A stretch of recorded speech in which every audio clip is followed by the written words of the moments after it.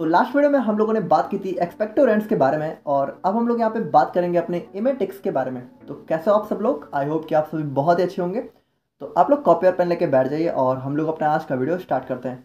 तो यहाँ पे इमेटिक्स हमारी सिंपली वो दवाएं होती हैं जो कि क्या कॉज करती हैं, वोमिटिंग, यानी कि इसकी वजह से हमें उल्टी वगैरह आती है। अब यहाँ पे सवाल ये आता है कि भाई नॉर्मली तो कोई इंसान नहीं चाहेगा ना कि उसको उल्टी वगैरह है, इसकी क्या जरूरत पड़ गई? तो यहाँ पे देखो, नॉर्मल केस में इसकी ज़रूरत नहीं पड़ती है, बल्कि यहाँ पे जब यहाँ पे पॉइजनिंग वगैरह का केस हो जाता है, ठीक है, यानी किसी ने पॉइजन वगैरह ले लिया हो, ठीक है, माउथ के थ्रू। तो यहाँ पे जो पॉइजन है उसको उसकी बॉडी से बाहर निकालना है, ठीक है, तो हमें क्या चाहिए कि उसको उल्टी वगैरह हो। तो ऐसे टाइप के केस में हम लोग यहाँ पे अपने इमिटिक्स का यूज़ करते हैं, ठीक है। तो ये क्या करता है, यहाँ पे ये वोमिटिंग को कॉज करता है। अब यहाँ पे वोमिटिंग देखो होती क्या है। Vomiting is a forceful explosion of the content of stomach विया माउथ और समटाइम्स थ्रू नोज। यानी कि वोमिटिंग में होता क्या है कि हमारी जो भी स्टमक में जो भी कंटेंट होता है, ठीक है, जैसे कोई भी फूड है या फिर कुछ भी आप लोगों ने जो खाया है, वो फोर्सफुली जो है बाहर आ जाता है, ठीक है, विया माउथ और समटाइम्स थ्रू नोज। यानी कि नॉर्मली तो मुंह के थ्रू ही होता है, ठीक है, उल्टी वगैरह हमें होती है तो मुंह से ही होती है, लेकिन कभी कभी जैसे जब बहुत ज़्यादा हो रहा हो ना तो थोड़ा बहुत नोज से भी होने लग जाती है। अब यहाँ पे इमिटिक्स क्या होता है? Emetics takes a valuable part in treatment of poisoning. तो जैसा कि मैंने आप लोग को बताया कि इमिटिक्स हमारी वो दवाएं होती हैं जो कि पॉइजनिंग के ट्रीटमेंट में बहुत ज़्यादा हेल्पफुल रोल प्ले करती हैं, ठीक है। अब यहाँ पे देखो, अलॉन्ग विथ पॉइजनिंग, ठीक है, they are also use in the treatment of overdose और एडवर्स इफेक्ट ऑफ ड्रग। यानी कि कभी कभी क्या होता है कि जैसे कोई पेशेंट है, ठीक है, अब उसने जो है बहुत ज़्यादा दवा खा ली, या फिर उसने जो है कोई दवा खाई और उसकी बॉडी के अंदर जाके उसने जो है रिएक्शन वगैरह कर दी, ठीक है। जैसे आप लोगों ने अक्सर सुना होगा कि दवा का साइड इफेक्ट हो गया, तो रिएक्शन हो गई। तो उस टाइम पे हमें चाहिए कि उसकी वो जो दवा है वो उसकी बॉडी से एक्सक्रीट आउट हो जाए, यानी कि उसकी बॉडी से बाहर आ जाए। तो उन सारे केस में भी हम लोग जो है अपनी एमेटिक्स का यूज़ करते हैं, ठीक है। ये देखो सिंपल है कि एमेटिक्स क्या करती है, उल्टी को कॉज करती है, यानी वोमिटिंग को कॉज करती है।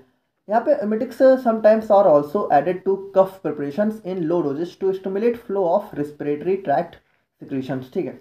यानी कि एमेटिक्स को कभी कभी हम लोग अपनी कफ सिरप यानी कि एक्सपेक्टोरेंट्स की तरह भी यूज़ करते हैं, लेकिन बहुत कम, ठीक है। क्योंकि यहाँ पे ये करता क्या है, यहाँ पे देखो, ये हमारी जो रेस्पिरेटरी ट्रैक्ट होता है ना, उसमें जो है एक ऊपर की तरफ रिफ्लेक्स ही मारता है, ठीक है। यानी इसकी वजह से होता क्या है, हमारी जो भी हमारा रेस्पिरेटरी ट्रैक्ट है तो उसके अंदर से जो भी कंटेंट होता है वो माउथ के थ्रू बाहर आ जाता है। तो कफ में भी यहाँ पे जो भी हमारा स्पुटम होता है, ठीक है, तो हमें चाहिए होता है कि वो हमारी बॉडी से बाहर आ जाए, इसलिए कभी कभी हम लोग यहाँ पे एमिटिक्स को भी एज अ एक्सपेक्टोरेंट्स यूज करते हैं। अब यहाँ पे देखो, vomiting is an involuntary process. यहाँ पे देखो इस चीज़ को थोड़ा समझना कि जो उल्टी है ना, वो एक इनवॉलंटरी प्रोसेस है, यानी उस पर हमारा कंट्रोल नहीं है। यानी ऐसा नहीं है कि हम लोग जब चाहे तब वोमिट हो जाए, हमें ऐसा नहीं होता है, ठीक है, जब उसको होना होता है तब होती है। अब यहाँ पे देखो ये होती कैसे है, इस चीज़ को आपको समझना होगा, तभी आप समझ पाओगे कि यहाँ पे ये जो इमेटिक्स है ये काम कैसे करता है। देखो हम लोग बहुत डीप में नहीं जाएंगे क्योंकि ये हमारे फार्माकोलॉजी का टॉपिक है जिसको आप लोग को आने वाले सेमेस्टर्स में पढ़ना है। हम लोग यहाँ पे शॉर्टली समझते हैं। जैसे कि देखो, जो हमारा बॉडी होती है, तो जो हमारा ब्रेन होता है ना, तो ब्रेन के पास हमारा होता है एक सेंटर जिसको हम लोग बोलते हैं वोमिटिंग सेंटर, ठीक है, वोमिटिंग सेंटर।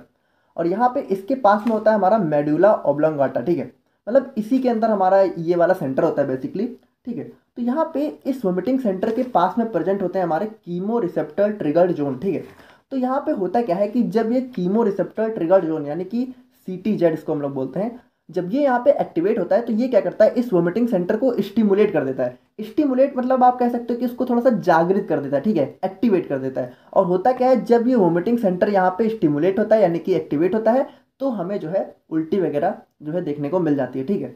तो यहाँ पे कुल मिलाकर आप कह सकते हो कि हमारे ब्रेन के अंदर जो वोमिटिंग सेंटर होता है या फिर मेड्यूला ऑब्लोंगाटा होता है, उसी के अंदर यहाँ पे हमारी वोमिटिंग का सारा मैकेनिज्म होता है। तो यहाँ पे ये जो हमारी इमिटिक्स है ये दो तरीके से काम करती है, ठीक है। यहाँ पे इमिटिक्स या तो क्या करती है कि directly by stimulating chemo receptor triggered zone located in the area of medulla oblongata in the brain. यानी कि ब्रेन के अंदर जो हमारा मेड्यूला ऑब्लोंगाटा है, ठीक है, तो उसके अंदर जो हमारे कीमो रिसेप्टर ट्रिगर जोन है, इसको डायरेक्टली या तो स्टिमुलेट कर देती है, जिसकी वजह से क्या होता है, ये वोमिटिंग सेंटर को स्टिमुलेट करता है और हमें उल्टी वगैरह देखने को मिल जाती है, ठीक है। या फिर ये क्या करता है, और they can act by causing irritation in gastro intestinal tract. यानी कि देखो, जो हमारा गैस्ट्रो GIT है, ठीक है, या तो वहाँ पे जो है इरिटेशन कॉज कर देती है, और उसकी वजह से क्या होता है कि उसके अंदर जो भी कंटेंट है वो बाहर आ जाता है। तो इन दो तरीक़ों से हमारा इमिटिक्स जो है काम करता है। तो अब हम लोग यहाँ पे बात करते हैं कुछ कंपाउंड्स के बारे में जो कि हमारे सिलेबस में दे रखे हैं और इमिटिक्स की तरह यूज होते हैं, ठीक है। तो पहला है हमारा यहाँ पे कॉपर सल्फेट, ठीक है। तो इसका मॉलिकुलर फॉर्मूला होता है CuSO4 और ये यहाँ पे हाइड्रेटेड फॉर्म में देखने को मिलता है, ठीक है, इसीलिए यहाँ पे 5H2O भी लिखा हुआ है। और मॉलिकुलर वेट की बात करें तो हमारा होता है 159.6 ग्राम पर मोल, ठीक है। और साइनोनेम होता है इसका यहाँ पे ब्लू विट्रॉल। और मेथड ऑफ प्रिपरेशन की बात करें तो इसको हम लोग यहाँ पे अपने क्यूप्रिक कार्बोनेट को डाइल्यूट H2SO4 में डिजॉल्व करके प्रिपेयर कर सकते हैं, ठीक है। यानी कि CuCO3 को H2SO4 में डिजॉल्व करेंगे तो हमारा यहाँ पे कॉपर सल्फेट जो है हमें देखने को मिल जाता है। और प्रॉपर्टीज की बात करें तो यहाँ पे ये जो है हमें क्रिस्टलाइन ब्लू कलर का होता है, ठीक है, और क्रिस्टलाइन ग्रेन्यूल्स और या फिर पाउडर के फॉर्म में देखने को मिलता है।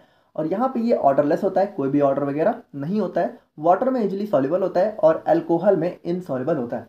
यहाँ पे देखो एक चीज़ आप लोग समझ रहा हो कि हमारी जो भी इनऑर्गेनिक केमिस्ट्री है उसमें जितने भी कंपाउंड हैं उसमें ज़्यादातर जो है उनकी उनकी जो है दो प्रॉपर्टी ज़्यादातर सेम है, ठीक है, कि वाटर में सॉल्युबल होते हैं, अल्कोहल में इनसॉल्युबल होते हैं। तो मान लो अगर कभी एग्जाम में कोई कंपाउंड आ गया, ठीक है, जिसके बारे में आप लोग को नहीं याद आ रहा है बिल्कुल भी, तो मतलब आप इसको जरूर लिख देना, ठीक है। अगर आपकी किस्मत सही रही तो आपका सही हो जाएगा, और अगर नहीं भी रही ना तो एग्जामिनर इतना ज़्यादा भी ध्यान नहीं देते जितना आप लोग सोचते हो, ठीक है। तो कुल मिलाकर बात ये ना, छोड़ना मत कुछ।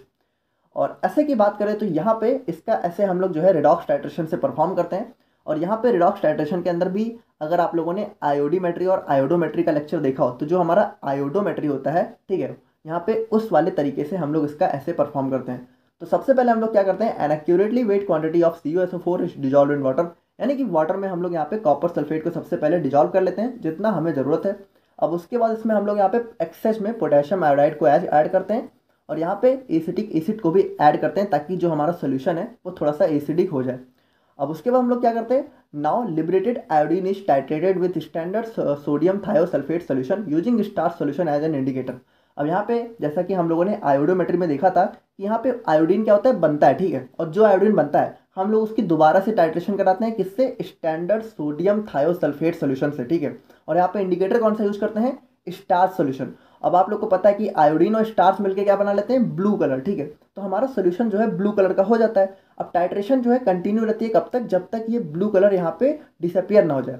तो देखो जो हमारा आयोडीन है वो स्टार्च सोल्यूशन के साथ ब्लू कलर बना लेता है, ठीक है।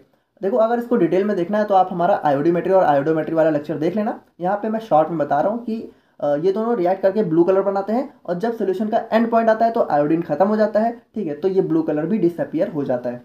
और यूजेस की बात करें तो यहाँ पे चूंकि हम लोग इमेटेक्स में पढ़ रहे हैं तो इमेटेक्स तो यूज होगा ही, और उसके बाद यहाँ पे इसको हम लोग जो है जर्मीसाइड्स और इंसेक्टिसाइड्स की तरह भी यूज करते हैं।